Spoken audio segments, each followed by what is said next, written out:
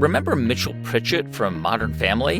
I'm guessing you do because at the time, he was one of the best known and most influential characters on TV. Well, today we have Jesse Tyler Ferguson here to tell us what that felt like. I felt it was important. I felt like this is an iconic moment of television when it was happening.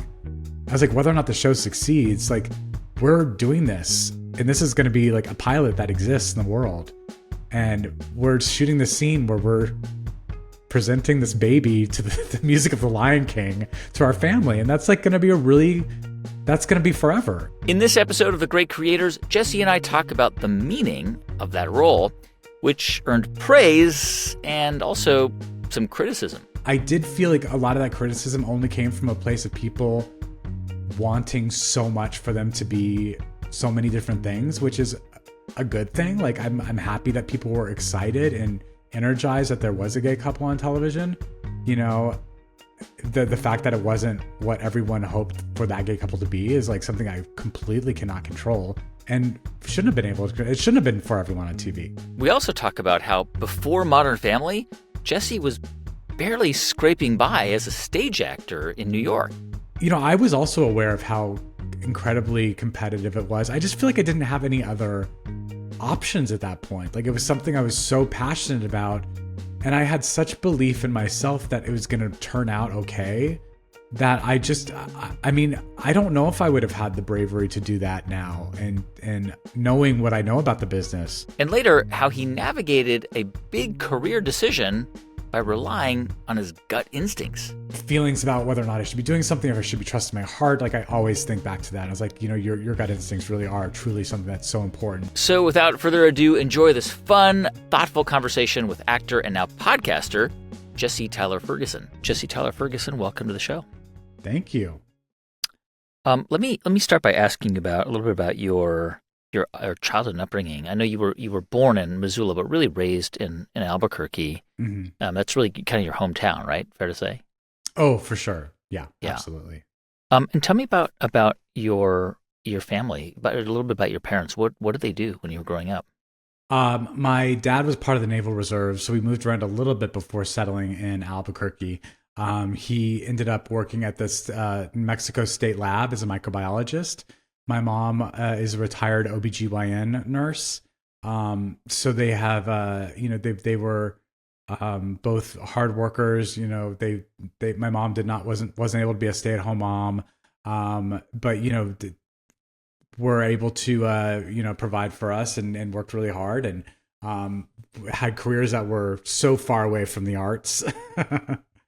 So it's kind of always a shock that I found that this career that I've chosen as a passion, because I wasn't really exposed to it through their interests. But they're both retired now. They divorced when I was around 19 or 20.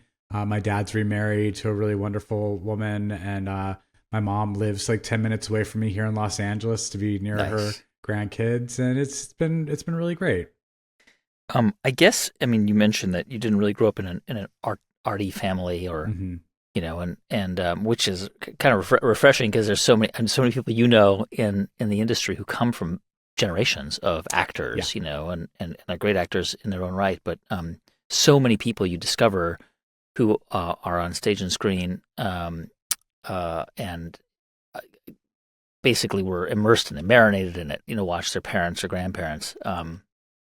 And you, I guess, were exposed to it just as a kid, like being taken to theater or local theater, right?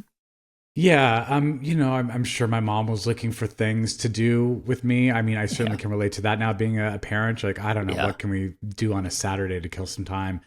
So she took me to a performance of something, I believe it was Alice in Wonderland, of the Albuquerque Children's Theater. It was basically kids performing for other kids. And I remember sitting in the audience thinking, I'd rather be on the other side of the footlights. I'd rather not be in the audience and be on stage. Mm. And it was kind of a surprise to my mom, because I was a really shy kid. And so I think she was shocked that that was something I was even interested in. But certainly being a shy kid, I think she was very responsive to the fact that I showed an interest in something like that, and and sought out ways to get me involved in whatever theater I could get involved in at that age. She certainly wasn't a stage mom by any stretch of the imagination. And there was an opportunity, at least in that time, in Albuquerque. Now a lot of stuff shoots in Albuquerque. They actually call it Tamalewood, I've been told. Wow.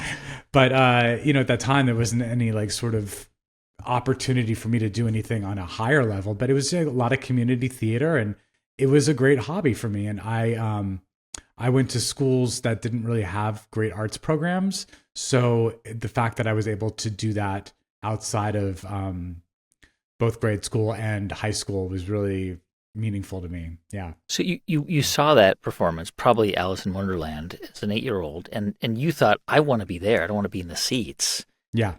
So how did you, what was the next step she took to get you on stage or to help you get there? It's sort of like the same as like signing up a kid for soccer or whatever. It's just like there was a small tuition, and it was, I got dropped off every Saturday at like, 3 to 5 p.m. and just played theater games with a whole bunch of other kids who were interested in theater. And we worked our way toward a performance in the spring.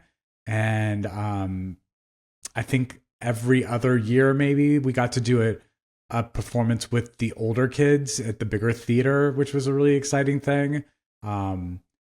But it was, it's a lot like, it's so funny now, like looking back on it, because I'm involved in activities for my kids now. And it's like, oh, this is what my parents were doing with me. Like, this is what it was. It didn't feel like when I'm taking when I'm taking Beckett to soccer practice now, it doesn't feel like I'm, encouraging a career in soccer. And that's probably what my parents were thinking too. Right. It was just something that I enjoyed doing, something to it was an fill interest. the time. Yeah. And it's funny that like it became such a passion of mine. Yeah. There was I read about, and it may be apocryphal, but that when you were like maybe in middle school, because we're around the same age, so I probably was middle school when Phantom of the Opera came out, and you were kind of obsessed with it. And I remember that moment because I remember there were lots of kids in school who were obsessed with it. I remember one kid in particular used to walk around school with a Phantom of the Opera mask on, so obsessed, would sing it. And was that you? Were you that kind of kid, particularly around that? Closeted, very closeted about my love for musical theater because it wasn't cool, and I had enough. I was already kind of bullied and like kind of flagged as the strange kid, the quiet kid. So I didn't need to bring any more attention to myself than was already put upon me. So a lot of that passion for musical theater and theater in general happened amongst the people that I felt safe with, and that community theater program, or in the quiet of like my own home. And however, when I was in high school and it was time for senior pictures, there was I don't know if other schools were like this, but you would go to get your senior pictures done at another studio in the town. It was like, a fancier studio. And you had your standard photo in the tuxedo, and then you could bring, some fun clothes or whatever, and props for, a more fun photo. And I brought a Phantom of the Opera mask. And so I did a series of my pictures with the Phantom of the Opera mask. Wow. And I think actually my senior quote was a lyric from Phantom of the Opera. That is probably really cliche. It was probably like, turn your face away from the garish light of day, or something that didn't really mean anything. Or masquerade, paper faces on parade. I don't know what it was, but it was, it felt very meaningful to me. But like, if you asked me at the time, like, what do you mean by that? I'd be like, I don't know. It's just a lyric I like from Phantom of the Opera. But I have these photos of me, the picture of me with the Phantom mask did not end up in the school yearbook. But they are photos that are framed in my mother's house, and of you with the Phantom of the Opera. I love it. Yeah. And actually, John Cameron Mitchell, who is the creator of Hedwig and the Angry Inch, amongst other things that he's done, was a graduate of St. Pius X High School in Albuquerque, New Mexico, which is where I went to school. And my drama teacher I guess, well, she was my English teacher who like moonlighted as like the drama teacher, because again, we didn't have a great theater program, but she had taught him, and she, I think, recognized, I think in hindsight, looking back, I was like, she was probably a lesbian. And I think she recognized that I was maybe a gay kid, part of the queer community. And she obviously knew that John Cameron Mitchell was as well. And she knew I had interest in moving to New York. So she got me in touch with John Cameron Mitchell. Wow. And it was right after he had done The Secret Garden on Broadway, which I was obsessed with. And I wrote him a fan letter from Albuquerque and said, I'm planning on moving to New York. And this is like when I'm 16 or 17 years old. And I included my senior photo from St. Pius, the 10th high school, with, the Phantom of the Opera mask. And he ended up calling me at my house and saying, please reach out to me when you move to New York. Wow. And when I moved to New York, I didn't ever reach out to him. I was like, he doesn't want to be bothered by me. I'm just a kid from Albuquerque. Mm-hmm. And fast forward 2 years later, he had done Hedwig and the Angry Inch, and my good friend Miriam Shore played Yitzhak in that original production of Hedwig. And we had become very good friends, Miriam and I. And she's like, do you want to have lunch with me and my friend John today? And I knew she met John Cameron Mitchell. And I thought, sure, yes, absolutely. I'd love to meet him in person. This is the first time I was meeting him. Yeah. And so I go to lunch and I act like it's, I don't mention any of the stuff about grade school or the photo. So we have this really lovely dinner together, or lunch together, and it's wrapping up. And before we finish, John reaches into his pocket. And I think he's like pulling out, a wallet to pay for lunch. And he pulls out the picture that I sent him. Wow. This is honestly like 7 or 8 years after I sent that photo. Wow. And he put it on the table. And I was like, and this I is just before you were stared at famous. it. This was before anyone knew who you were. Yes, this was. I had done some theater. I'd done a production of On the Town. But you weren't. But I wasn't. Yeah. No, I was an actor who had just started working. Yeah. In New York, but not by any means famous at all. Very young still. But he took out this photo and he put it on the table, and I just stared at it. I was like, "How do you still have that?" And it was like I hadn't mentioned it at all, and like at that moment, I was like, "The gig's up." He knows. Like, he knows it's me. I'm the guy who sent him the photo. And he goes, I have had this picture on my refrigerator for the past like 6 years. I just think it is so sweet. That letter you wrote me warmed my heart so much. Wow. I'm so upset that you never have reached out to me. And to this day, like he's a friend of mine. And like, I just love that. Amazing. Our origin story started with a letter to him, a fan letter with that ridiculous picture. Yeah. What an incredible, just a generous person. Totally. Because you were still, he remembered you, but you were not yet famous, and he was like, "Hey, I'm here as a resource." When you mentioned sort of being kind of bullied a bit in grade school and maybe even in high school. When you got to high school, did you find your sort of quote unquote tribe? I mean, you mentioned that you were, you knew you were gay, but were you open? Were you out yet? No. Not actively denying it, like not saying that I was straight and had girlfriends, but at the same time, not out by any stretch of the imagination. I did have a tribe of people.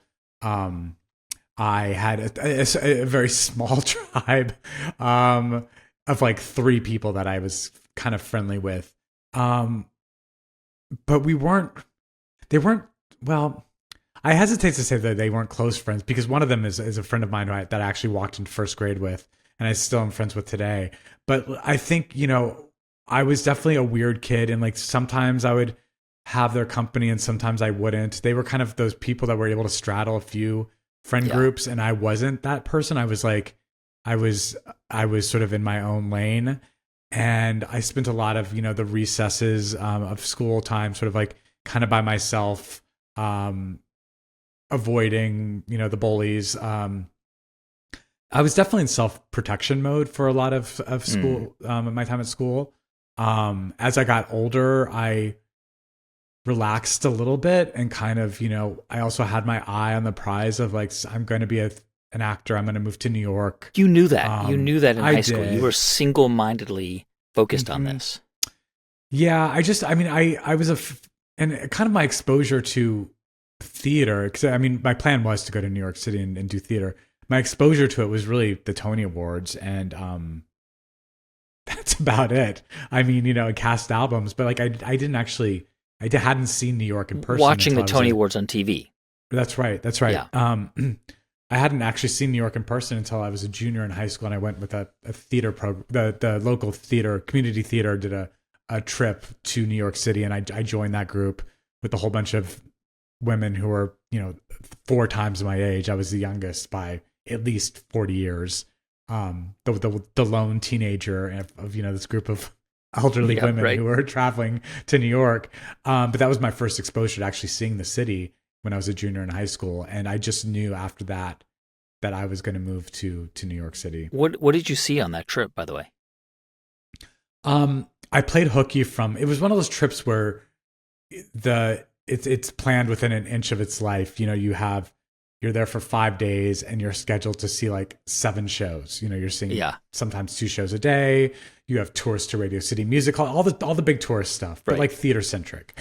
And I remember playing hooky from whatever the first show was. I want to say it was maybe Cats.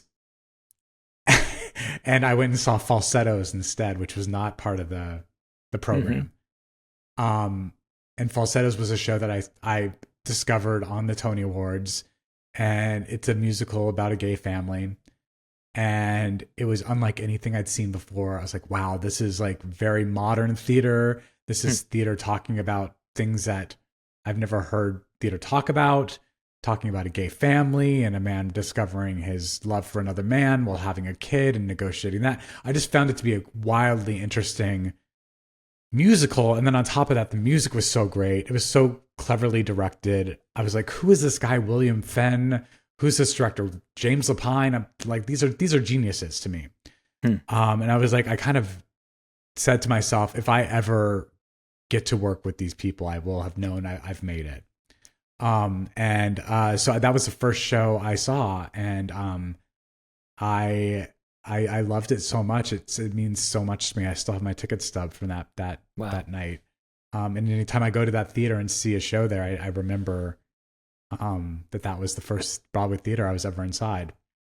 Yeah. Well, let me ask you about preparation for that. I mean, you, for this very ambitious plan that you had to go to New York and become a stage actor, and because I imagine, I mean, as good as you probably were in high school, you didn't go to, I mean, a big high school with a big drama program like in Los Angeles, or we had Jim Parsons on the show, and he went to a really prestigious program in high school. I mean, you were essentially in a smaller program, and when you thought about this ambition, and maybe even when you talked about it, was there anybody, I don't know, maybe even in your family, who was like, Jesse, there's a lot of people who really dream about doing that. It's a really competitive world. Thankfully, no. I had a lot of support from my parents, and I think their friends were so shocked that they were letting me go to New York City, and their friends were just sort of blown away that I was being released into the wild like that. But my parents, I think, really recognized in me that I had a drive to do this. Whether or not I was going to be successful, they didn't know. But I think that at that time, they kind of were like, well, he at least has to try. I mean, this is something he's showing so much passion for. I was also aware of how incredibly competitive it was. I just feel like I didn't have any other options at that point. Like, it was something I was so passionate about, and I had such belief in myself that it was going to turn out okay, that I mean, I don't know if I would have had the bravery to do that now. And knowing what I know about the business, there was a great naivete that I think kind of floated me through those early years, of just, kind of being invincible and just knowing that I could do it. Even though, and I did have a lot of encouragement early on. Once I moved to New York, I got a speaking role in a major Broadway revival of a musical, like at the age of 21. Hello Dolly, right? Well, I did Hello Dolly, yes, at a community theater, Yeah, okay. and then right after that, I did George C. Wolfe, the great director who directed Angels in America, that I was such a fan of. He directed a revival of On the Town, and I was cast as Chip, which is the part that Frank Sinatra played in the movie.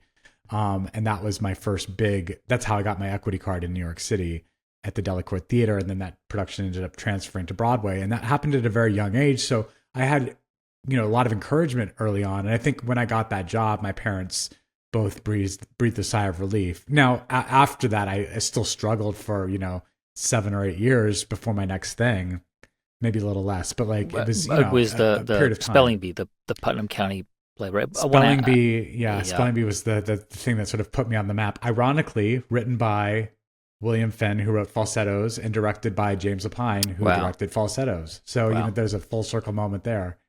In that time, in that period of time between, when you arrived in New York, sort of 97, 98, and when, you had that initial success, but as you say, it was a grind until you really got that major break in 2005. You were probably going to auditions with people who I imagine you thought, oh my God, I'm never going to be that good. They're such good singers, they're such good dancers, they have such great timing. How did you work on your own craft? I mean, were you obsessed with, working on your voice, working on your dancing, working on your stage presence? What did you do? Oh, I look back on it and I'm like, how did I work through it? Because the truth of the matter is I'm not a great singer. And anyone who wants to go listen to the Broadway recording of the 25th annual Putnam County Spelling Bee can hear I'm totally fine, but I'm not great. You're not Idina Menzel, but no one is Idina Menzel. Very few people are. And ironically, I did a musical with Idina Menzel and had to sing right next to her, and that was wildly intimidating. But I'm not a great dancer. I'm not good at dialects. I knew I did my thing really well. And, even today when kids ask me, what's your advice for people starting off in theater, I'm like, you can't be great at everything. You can't be, even a triple threat is not super great at every single one of those three things they do. They do one thing better than the other. You have to just lean into what makes you special and what makes you unique. And I knew I had a very specific look. I knew I had a very specific brand of comedy. I knew that I brought something unique to the table. And I, again, had encouragement from the few people who gave me a shot early on. But I knew that I had something special and different. And I do remember sitting outside of audition rooms and going up against people and hearing them sing the song that I was about to go sing from the show that I was auditioning for, and it's sounding amazing. And I'm like, why would you not just hire that person right now? That's great. And that's just part of the nature of the business. You're constantly being asked to compare yourself against other people, and it still happens. I'm watching TV programs that I love, and it's impossible not to compare your career to the careers of people that are on television. Well, how did they get to that point? How did they get that job? And it's part of the nature of the business. And as I'm getting older, I am learning how to quiet those voices and just not pay attention to them as much. They're still there. I still acknowledge it, but I just don't necessarily give it as much weight as I did before. Well, I mean, obviously you would go on to have an incredibly massively successful career, which we're in television and on stage, which we'll get to. But in those first several years, I mean, you're really the first big role. I mean, you had that early break, but was a small speaking part, but it would take until 2005 when you got the role as the role in the 20th annual Putnam County Spelling Bee, which, was a Tony Award-winning play. You were 30 when you got that role, and by all accounts, it's still very young. But did you feel frustrated in the years leading up to that? When is it going to happen for me? I'm almost 30. I'm not. I don't know what's going on. Maybe this isn't. I don't know. Did you ever have a feeling maybe this isn't working out? I feel like the humble answer would be to say yes. I didn't have that feeling. I'm really grateful. You didn't have the anxiety?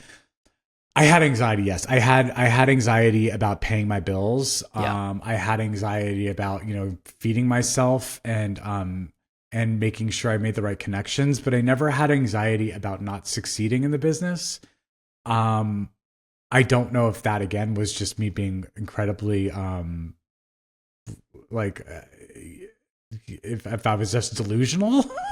No, but it sounds like you knew that it was just the right role, the right things would come together. I mean, I had right? gotten enough encouragement from people, even if they were jobs that like weren't paying me a ton of money, or they were like little cabaret shows that I was writing and performing at Joe's Pub in New York, or the Ars Nova Theater, which is one of the other little theaters I would sometimes do my own work at. Like I was always being encouraged by the people that were paying to come see these shows, and I wasn't making a lot of money doing them, but like I knew that I had talent and I had unique talent that was different than other people's. And I babysat a lot, and I remember a lot of times the parents of the kids that I would babysit would like, oh, you got to go see our kids' babysitter's show, and then they would come back and be like, that was great. We thought it was gonna be terrible, and we loved it. Like, this is great. You're great. So I mean, even people that like didn't have to encourage me were being, super supportive. So I guess I also was at that point in my career where I was like, if I could just continue to work and have that encouragement, and again, this is a product of just being a young person in my late 20s, but I was like, this is enough for me. Like, I'm okay with this. Like, just getting by and like able to pay my rent and like live in New York City. Like, this is what I wanted to do. Like, I was happy with that. So, I could have floated along and is been artistically satisfied. And I'm sure at some point I'd be like, okay, I got to make some money. But like, that wasn't something that was breathing down my neck at that point.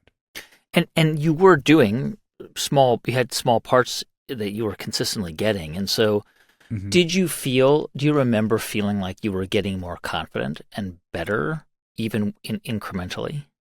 Yeah. I mean, I think it's definitely, acting is one of those industries where you learn by doing and you learn by watching, and you get to be in the room with great actors, and you take inspiration from observing other people.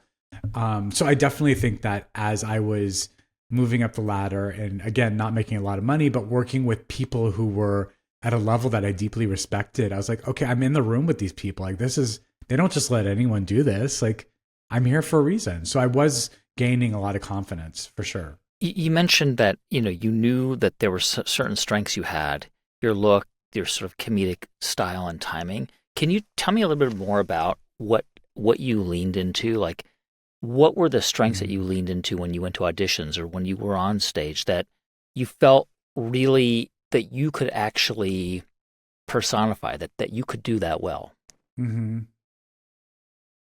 I mean, I think I have an ability, and maybe I showcased it more by the early part of my career, but of taking a joke and saying it in a way that no one had ever heard before. I was greatly inspired by like musical theater actors who I appreciated at the time. Like Kristen Chenoweth is another person who I think of who like is so good at like saying something in a way that you're like, God, I never would have thought of saying it that way. So, I was a big fan of Will and Grace and of Friends, and it's like I loved I loved Lisa Kudrow's comedy. I was like, how? It's like she's another great example of someone who just says a line in a way that like it just is so unique to her. I feel like I embodied that a lot, at least at the early part of my career. I think I've settled into kind of a more grounded version of that now.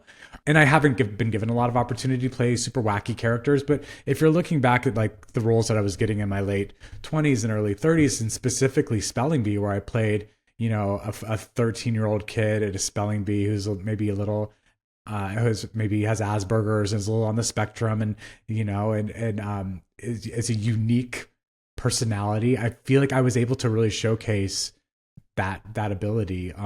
So that was something I definitely knew I possessed. And I would work really hard at it too. I wouldn't just like come in to an audition and be like, okay, I just want to make sure I have all the lines memorized. Like I would really try and put an interesting spin on it. And a lot of times that meant like I was giving them something that they really didn't want. Like I was like, oh God, that wacky choice. But the few times that it really worked, the payoff was great. You get this role, Leaf Coney Bear, in the 25th annual Putnam County Spelling Bee, which was a Tony Award-winning play. You get this pretty significant role.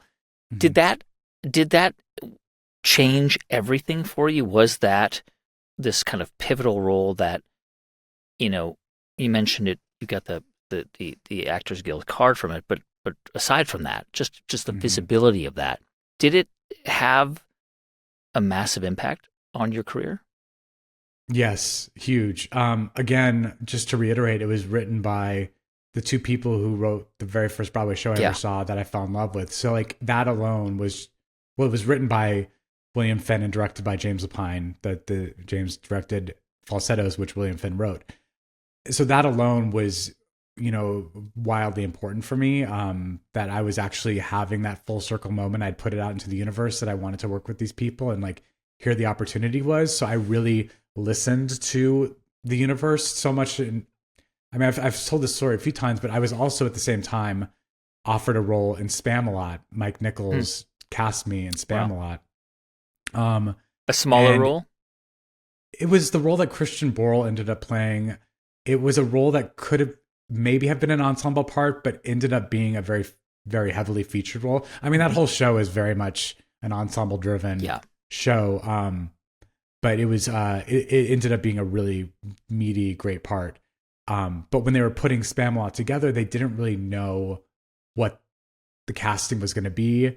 I think the other few actors that they were looking at for this slot that I was going to fill were some actors that were like in their 70s or 80s. Like they just did not know where they were going to go with it. Yeah. And they ended up casting me and choosing me. And it was at the same time that Spelling Bee, which we had been workshopping in the Berkshires for literally $100 a week. I was being paid nothing to do this.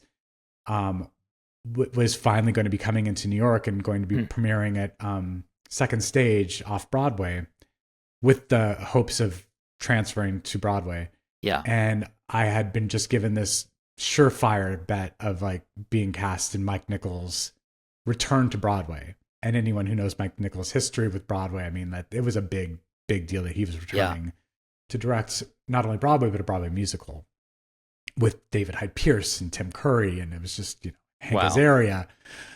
So I was confronted with this decision to like choose one or the other, and I passed on the Mike Nichols project and chose Spelling Bee for a lot of the reasons I've already articulated. That it was something that I worked shop from the very beginning. It was this team that I told myself I wanted to work with, and it came to the point where Mike Nichols actually called me on my phone. I remember getting a caller unknown, and I was in the Container Store spending money I did not have.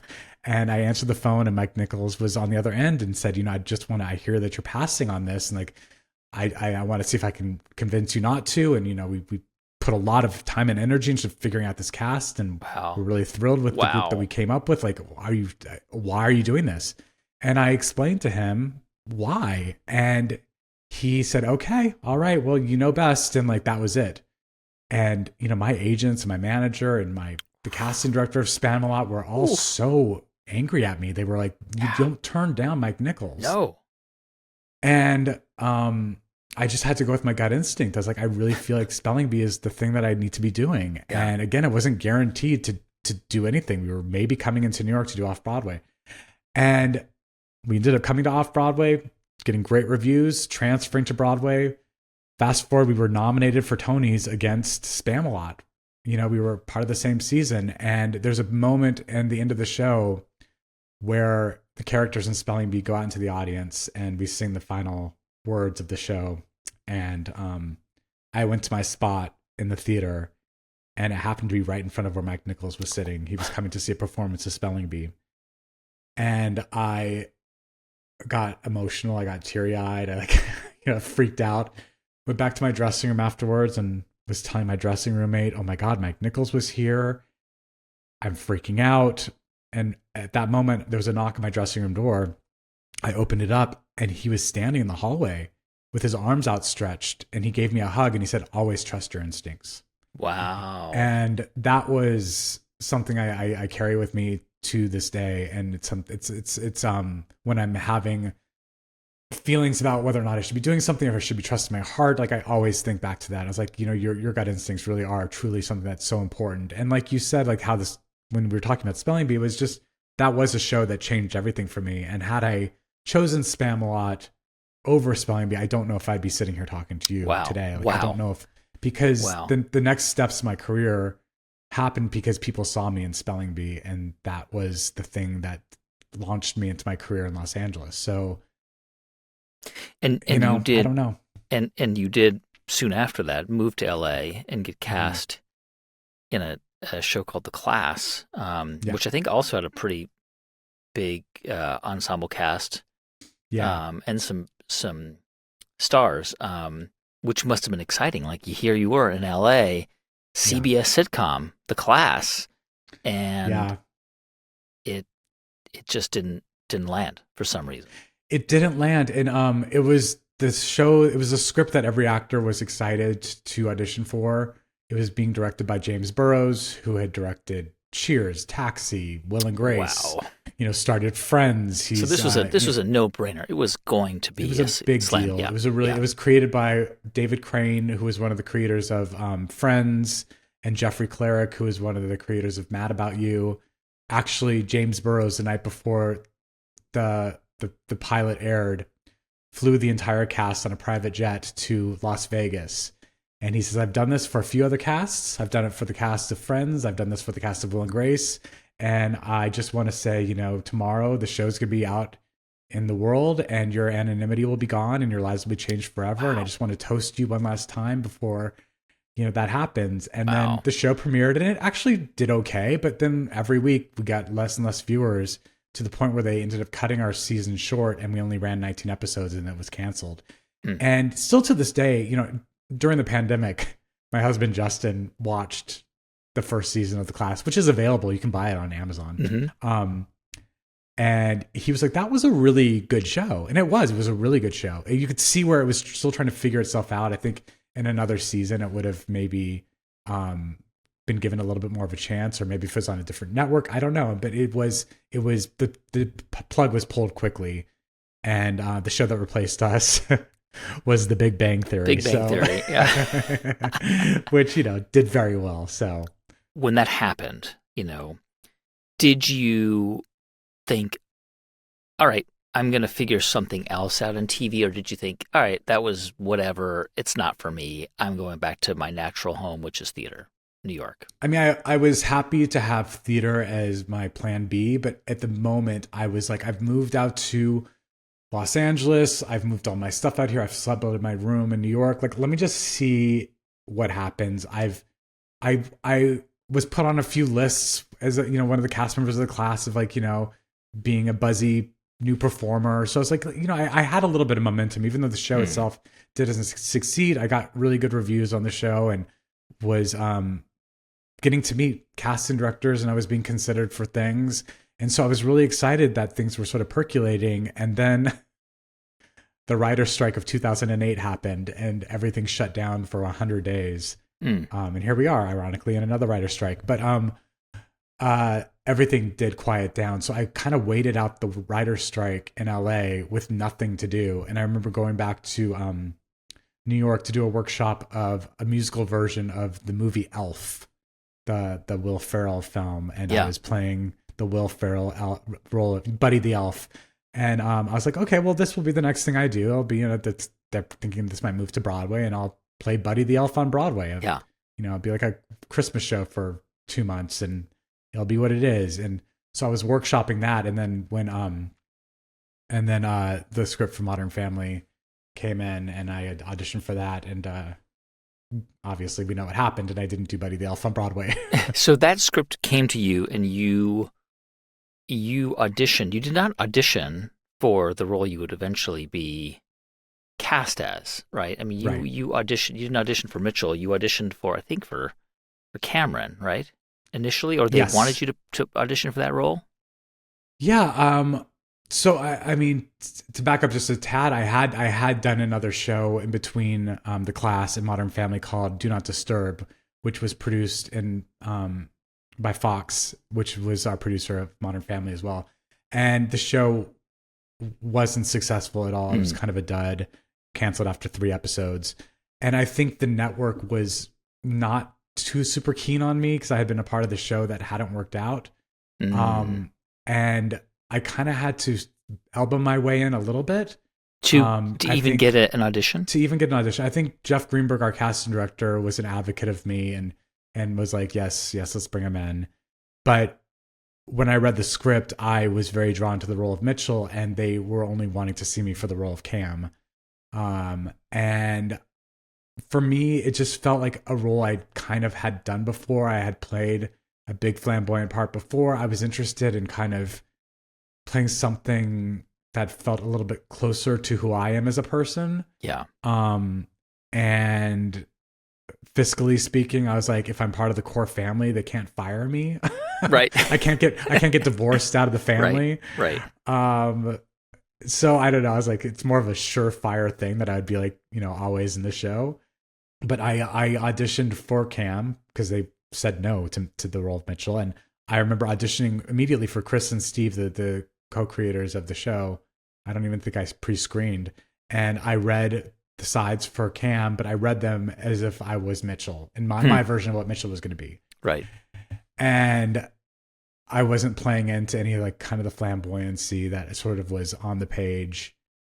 And I think that was what sort of turned the switch for them. And they thought, oh, he's actually more of a Mitchell. And they asked me to then come back and read for the other role. And I did. I'm curious, this is sort of a weird question, but did you have a beard at the time?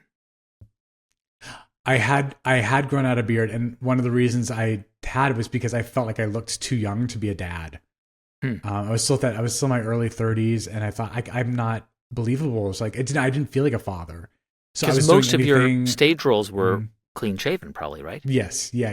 Especially when I was doing spelling bee and playing a 13-year-old. Yeah. But yeah, and when I did the class, I was clean shaven. But I felt like they're not going to see me as a dad. I'm going to look too young. So I did grow out my beard to look older. And obviously that you in a beard kind of became the look that millions of people know you for. Did you so in a sense it was almost like I'll look a little older and with more gravitas, and it worked. I mean, you looked like that character. Yeah, I guess. I mean, at that point it was a blank slate. I mean, anyone could have looked like that character if you're introducing this person to the world for the first time. But I mean, it's always a tricky thing. Casting's always such a tricky thing, and I really feel like casting directors don't get the credit that they deserve, because I mean, to cast a show that works on those levels is already hard enough, and that those relationships crackle and feel real. But then on top of that, to cast people that look like family, I had to look like my sister and had to look like I came from Ed O'Neill, who I think at that point had already been cast. Right. There was, if Ed O'Neill was, anyone else, like I don't know if I would have gotten the role if Jay. They had not cast Julie Bowen as Claire yet. No, Julie, because I remember when I was one of the first. I know Ed O'Neill and Sofia Vergara were attached to the project from the beginning because they had development deals. Or Sofia had a development deal, and Ed O'Neill was Ed O'Neill, so he wasn't auditioning. He was offer only. But I was the first person that was cast from the audition process. And I remember hearing other names for Claire. I remember hearing another first full circle moment, Lisa Kudrow. I remember hearing Anne Heche. I remember hearing several other people that were maybe going to be Claire. I was cast early enough that like all these other roles were, being bantered around. I was hearing all these like fancy people, Matt LeBlanc for Phil, like, crazy names. I was like, I can't believe I already got a job here. Like, I'm hoping that, they won't change their mind, because all these people are way fancier than I am. I mean, and when you were cast early, and did you have any expectations? I mean, obviously, I think most people would go into a project like that optimistic, but you'd already been through two sitcoms that just didn't work out. And the Yeah. chances of a sitcom working out are low. I mean, it's Yeah. really hard to know what audiences will like. I mean, a show like Freaks and Geeks, people talk about it today as this Yeah. great show, but while it was on, nobody watched it, right? Today it's Yeah. hugely influential, but in its time it wasn't watched. Did you think, okay, this show is going to land? This is the one that's really going to blow up? It definitely had a lot of things going for it. It felt special. I mean, on the page, it read really great, and it was funny. I remember when we did our first table read, I was like, "Oh, they've gotten a really great group of people together. Everyone's really funny." Mm, But then, the director could not be the right person. Our director was the right, right person. right. The network could maybe not support it. Our network happened to support it. The audience might not be there, but the audience did come. Like all the things that were supposed to happen just kept happening. But there was never a step along the way where I was like, "Ooh, this looks like we might lose them here. It might not work out because of this reason." Like the entire time I was like, if this doesn't work out, we've done everything right. Like there's Yeah. nothing we could have done differently. There was obviously a script, and you were reading a script, but you were still you still had to bring something different to that character, to Mitchell. Mm-hmm. He's a lawyer. He's more serious, but he's in. I mean, this is going to be one of the first, if not the first, um, gay relationship marriage portrayed Mm-hmm. on network television prime time, um, consistently. Every week. What did you What did you want this character to be, and what did you want to bring to that role? I wanted him.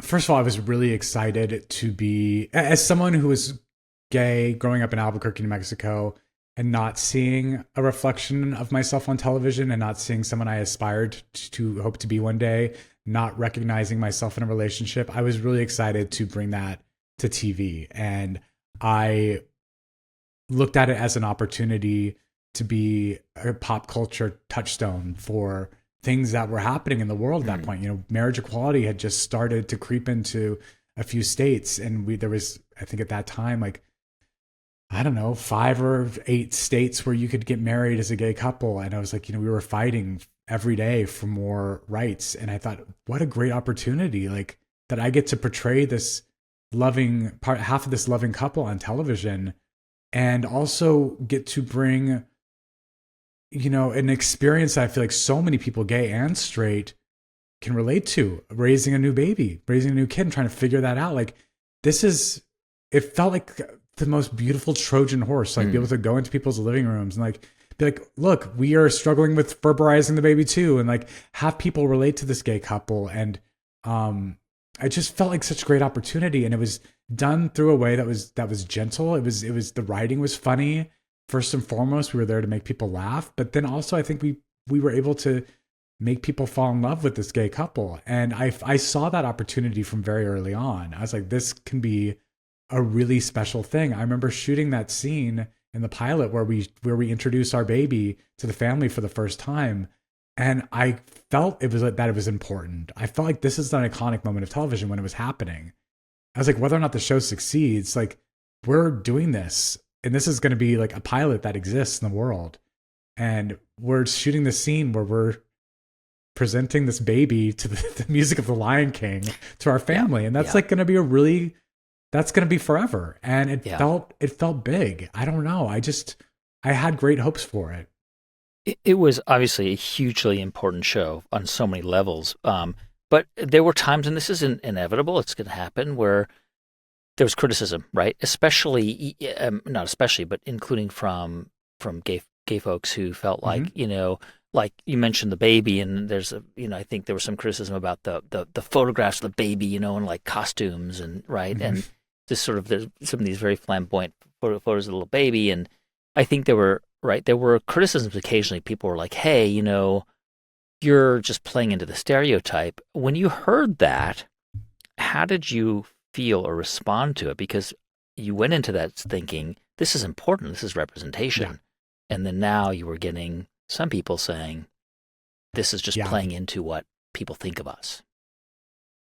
Well, I think the pitfall of representing any community in art or pop culture is the immediate pressure from the community to represent every single facet of that community, which is an impossible thing to do, because then you have just like a homogenized nothingness. You know, Mitch and Cam had a point of view. They were campy and they were hilarious and they were ridiculous and they liked to dress up their baby and pop diva outfits. And you know what? There are gay couples out there who do that, who love that. And there are people that are just like Cam and there are people that are just like Mitchell. We represented a very specific couple and we represented them fully as fully realized people. And, you know, some people thought, well, that doesn't represent me. It's not supposed to represent everyone. It's not supposed to represent the entire LGBTQ community. It's just not. And so I didn't really take it too seriously. I felt like I did feel like a lot of that criticism only came from a place of people wanting so much for them to be so many different things, which is a good thing. Like I'm happy that people were excited and energized that there was a gay couple on television. You know, the fact that it wasn't what everyone hoped for that gay couple to be is like something I completely cannot control and shouldn't have been able to. It shouldn't have been for everyone on TV. It's just not the way it is. I mean, like you have to like, the thing about when you have 22 minutes of television, which is what you have when you're factoring in commercials for a half-hour sitcom, you know, you have to put these people into some sort of a box, or else like they can't.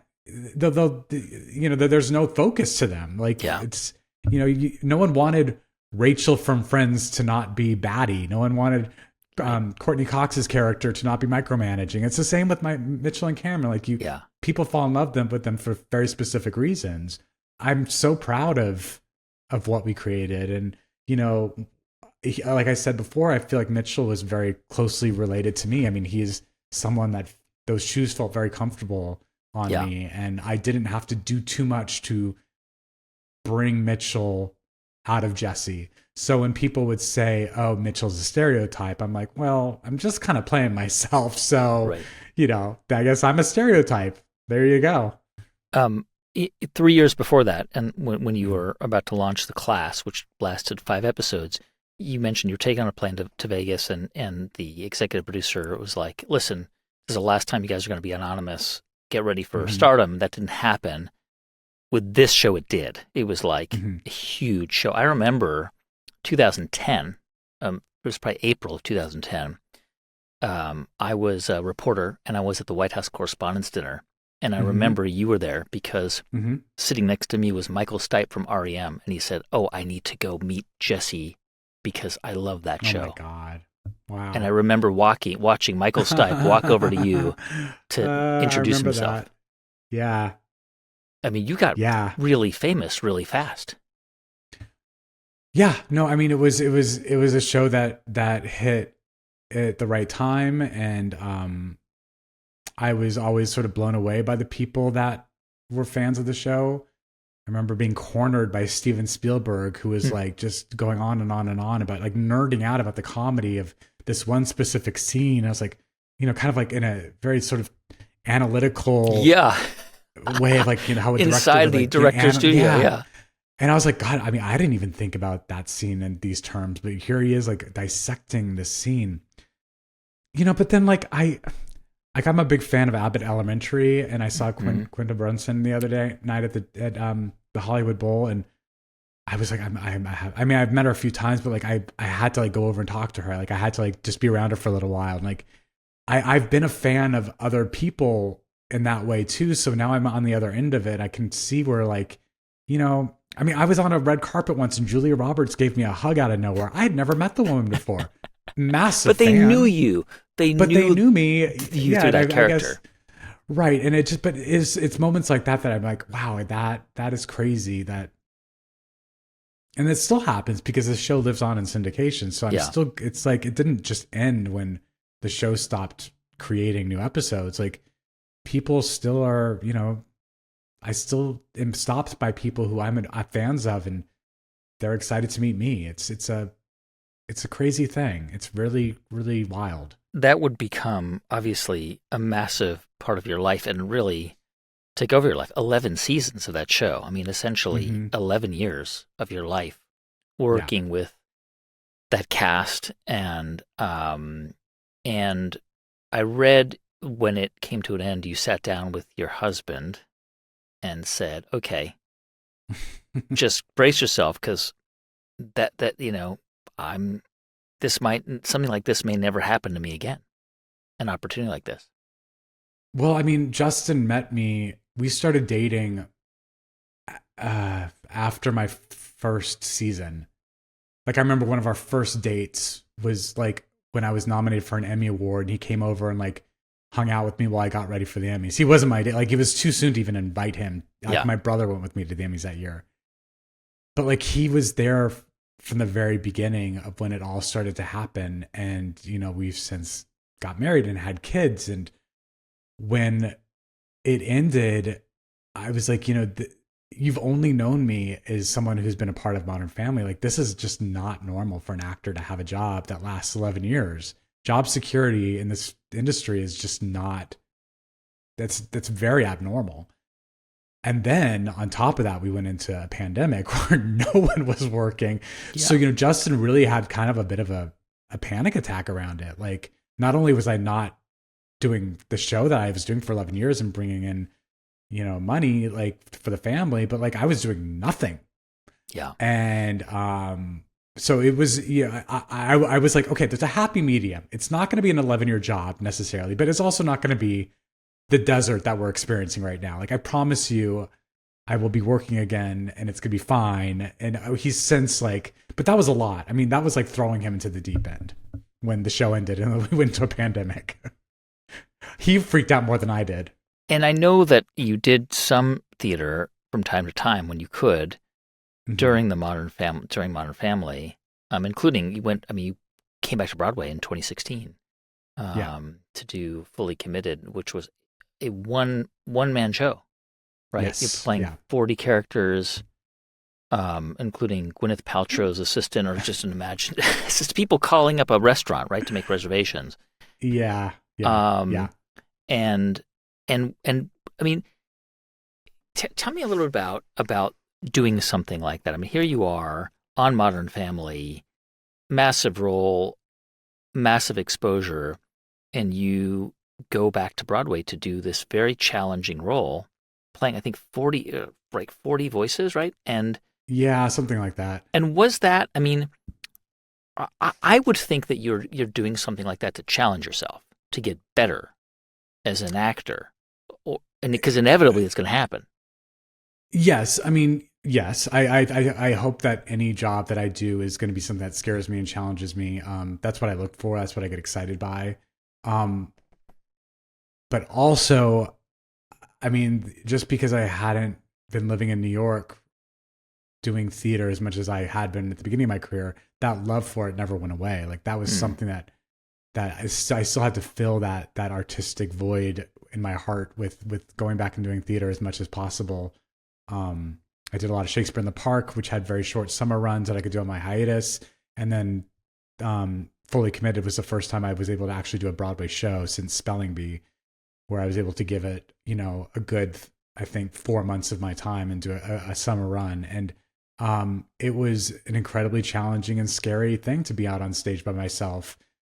And also to go out, to return to New York and return to Broadway specifically with my face on the marquee and my name above the title, and people coming sometimes to see a show for the first time on Broadway because it was me. Like, not even like just to see me, but like, oh, I'm going to go see a Broadway show because Jesse Tyler Ferguson from Mitch from Modern Family is you know, right? Because beforehand you were a member of the cast, and nobody was necessarily going to see you. They may have enjoyed you, but this time it was like, oh, it wasn't just theater nerds. It was like curiosity seekers, tourists who love Modern Family. We're like, let's go see it. Let's go see Mitch. Yeah. I mean, I literally didn't have an understudy because it was like a one-man show, and they're like, if you're out, like, people aren't going to come see it. Like, that was the type of thing it was. So it was a totally bizarre, crazy thing to return. It was a bold swing. if I do say so myself, to return to Broadway with a one-man show. And how many performances did you do of that show?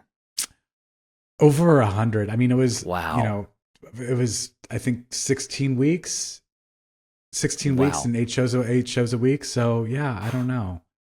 So, and what was that like to hold the stage twice a day by yourself for 2 hours?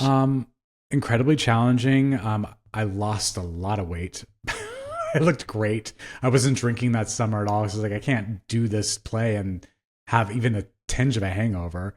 I was really healthy. I was in great shape. And it felt scary every time I started it because there was no safety net. Yeah. It was, live theater at like its peak, like I just saw Jodie Cromer's one woman show on Broadway, and I was like, yeah, that's a feat to be able to do that. And it was not, I think, and as I step back and look back upon it, I don't think it was my favorite thing to do. I really enjoy working with other actors, and obviously I didn't have that. And if there was an audience that wasn't, it was a comedy too, and so if the audience was a little quieter, I would always say it's like trying to surf in a lake. There's just like no momentum. Yeah. So that was hard. It was challenging. Yeah. I mean, were there moments where you were on stage? I'm curious, right? Because earlier you mentioned seeing Mike Nichols in the audience, and but to also be on stage requires a tremendous amount of concentration to embody that character. But something about that interaction snapped you out of the character and really jarred you. Yeah. Were there moments on stage, where you were on your own, where you were kind of feeling like, oh God, this audience is not connecting to the performance today? Yeah, of course. I mean, it's natural for any actor, I think, to step out of your character for a moment and judge the audience, both good and bad. Like, oh, they're really enjoying it today, or maybe they're not having such a great time.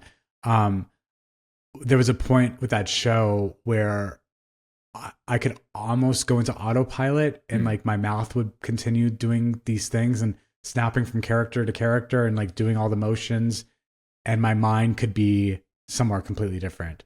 And that would happen a few times, and it would scare the living daylight out of me because like I'm on Broadway. Like, pull it together, like focus. I mean, we're all human and these things happen, and every live show I've done, that there have been those moments where you kind of leave your body and like watch yourself, but it's extra scary when it's a one-man show and there's no one on stage to help you get back on track if like you snap out of it and you don't know where you are. But I mean, part of me feels like that's actually a great place to be because your muscle memory is so strong. Like, I think it's Beyonce. I don't know. I don't remember the exact quote, but said something to that effect, that you want to practice and practice so much that it's just like you're not even thinking. Mm-hmm. Yeah, I mean, for me, it's like I want to practice so much that those words, like I'm not searching for words and I can fully live in the moment. I mean, I would like to still be able to, for me, I need to still be able to be present to feel like I'm doing a great job, but like I don't want to have to be searching for like, oh God, what's next? What's next? Yeah. You, congratulations, because you won a Tony Award for Take Me Out.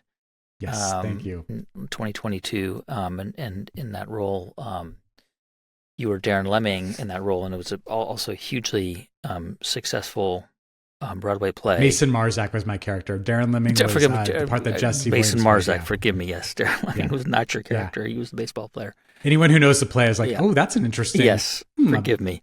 And multiracial character. Okay, all right. Right. And did you, again,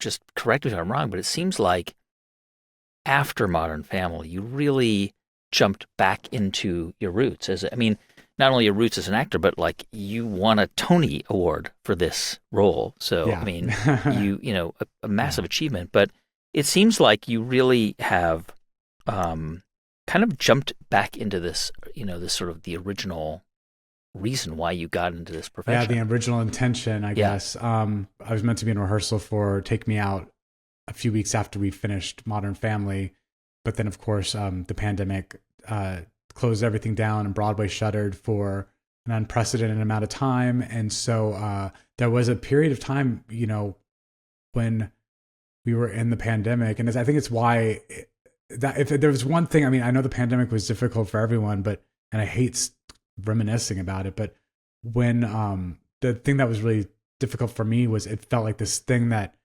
I wanted so badly was maybe never going to come back. So I was so grateful when the entire cast was able to come back and we were able to find time to do it when Broadway reopened, and to have it be such a successful run.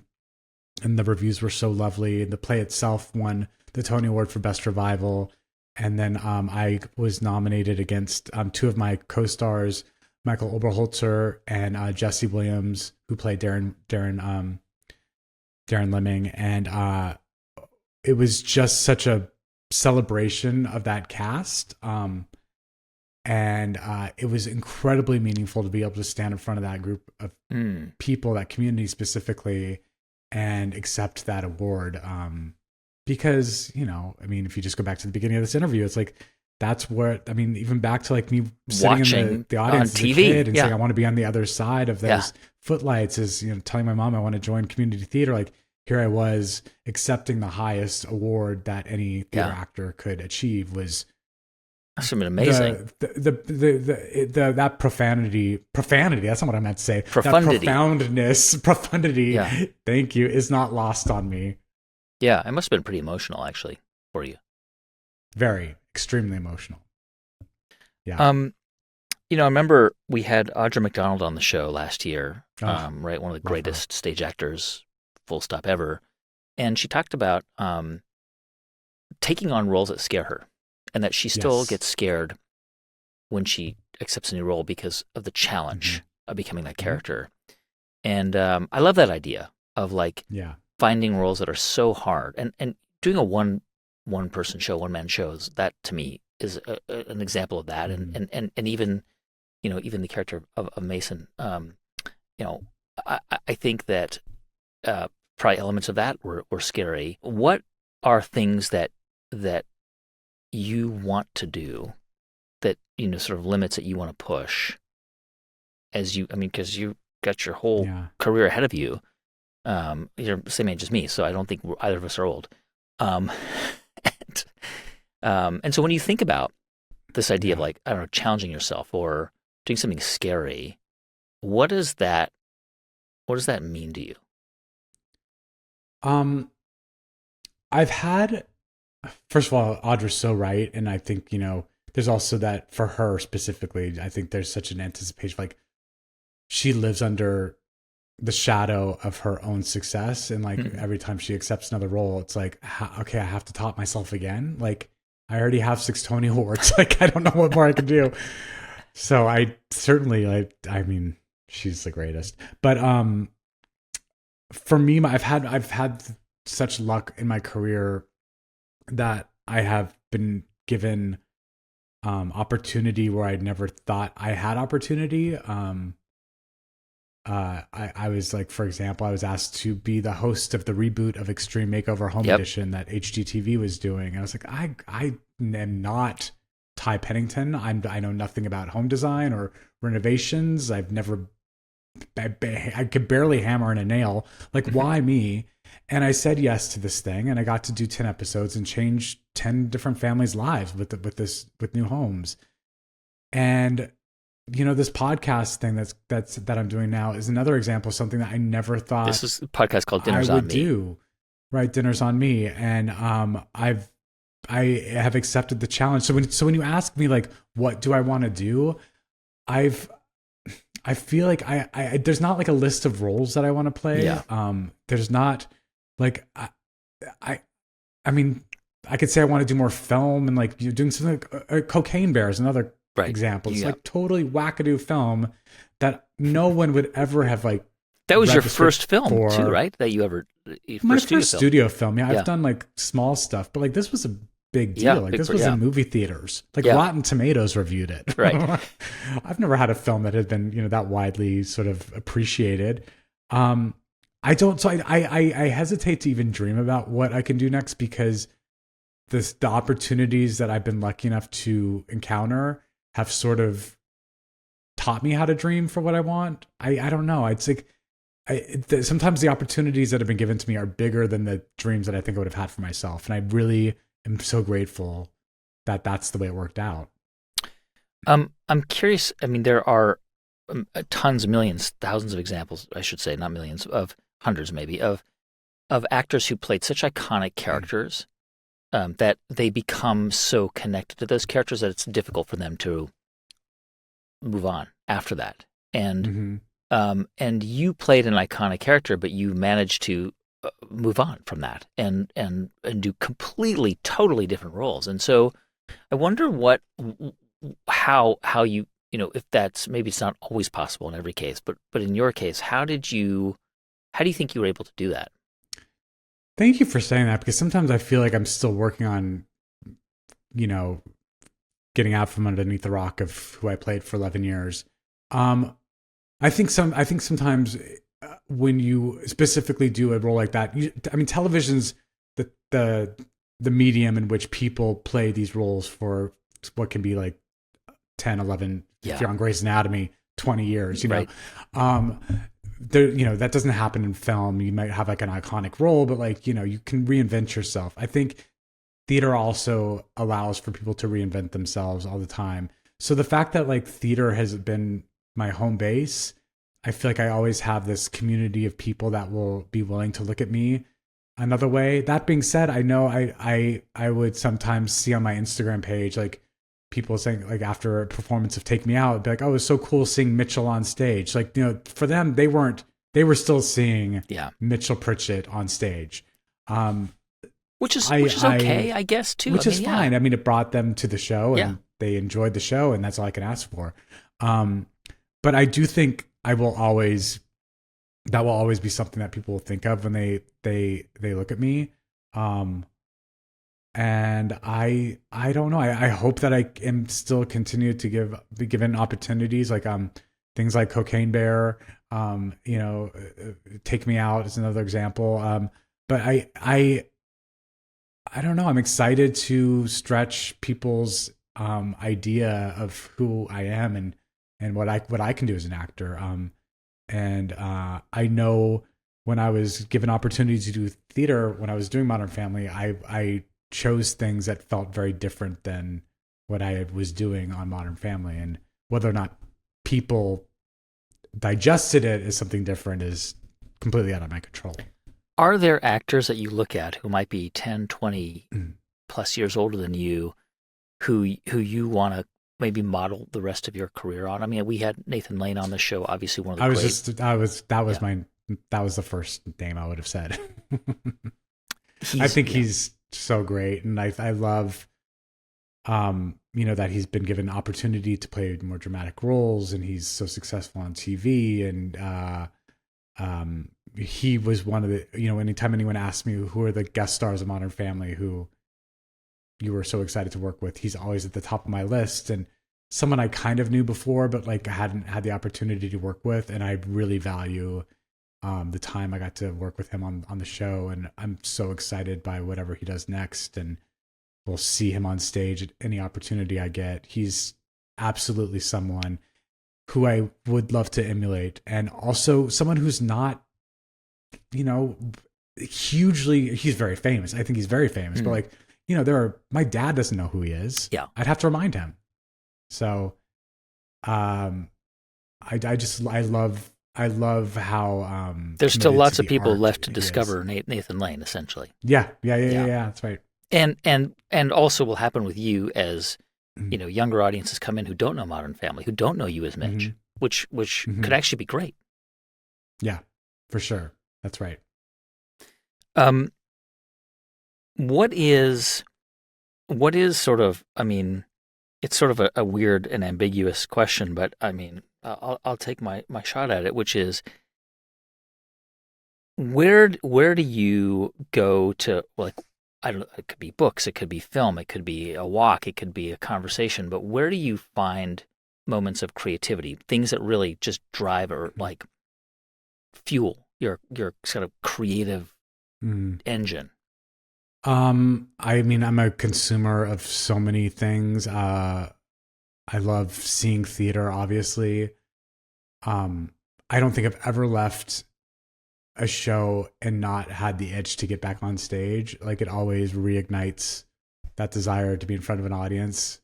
It goes right back to like when I was a kid, you know, like I'd rather be on the other side of the footlights. I love seeing theater though. I love absolutely being a consumer of it. And same with television, you know, I'm always looking for the next great thing. They're also, you know, the landscape of TV completely changed when I was doing Modern Family, and the streaming service that didn't exist when I started Modern Family is now, you know, totally something that's changed the landscape of TV and how people create. And I find, you know, it's as a consumer that's be really exciting. I know there's a lot of stuff we're arguing about with the Writers Guild and streaming services, but you know, I think one of the positives that has come out of that is like, I think people have been given a lot more creative leeway, at least in the stuff that I've digested. So I find a lot of inspiration from, you know, just watching what's on television now. And honestly, not to get back to the podcast that I'm doing, but like getting able to sit down opposite these people who I admire and you talk to a lot of actors. I mean, you talk to actors and have dinner with them. That's the premise of the podcast. Yeah, that's right. That's right. I take a not necessarily just, I mean, I just did Sarah Bareilles, and I have Roy Choi, who's a very prominent chef. But it's all different types of people. I take them out to dinner and just have a conversation with them. But a lot of these people are people that I already kind of know. Some of them are very good friends of mine. Some of them are friends that I don't know too well, but I'm an over-preparer. So I do a lot of research on all these people, and I find a lot of inspiration just sort of digesting what they've been working on over the past, 10 years. Tracy Ellis Ross, who's a buddy of mine, has this podcast that I hadn't been aware of. I wasn't aware of it, called I Am America. And I was completely inspired by these stories that she was bringing to her platform. And I've been really loving the research process for this podcast. And just, I want to go in as prepared as you are, Guy.